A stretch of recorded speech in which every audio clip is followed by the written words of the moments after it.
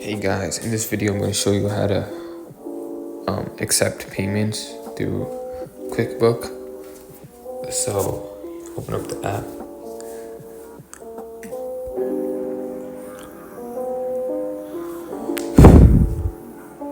Okay, then you want to go to the menu and then press on the gear at the top left and then go to accept payments at the bottom, and you're going to want to set it up and then press set up on web.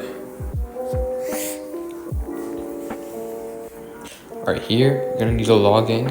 Already logged in, so let me.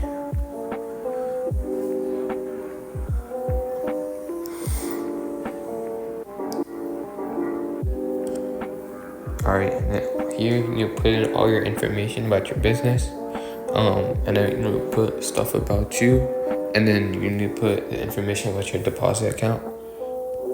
Okay, after you've done this, go back to the app, and then you're gonna, you wanna send the invoice now, and then there's gonna be like a green box that you could check mark, and it says accept payments, and then you wanna click on that, and then they can accept the payment. Alright, I'll see you guys in another video. Bye.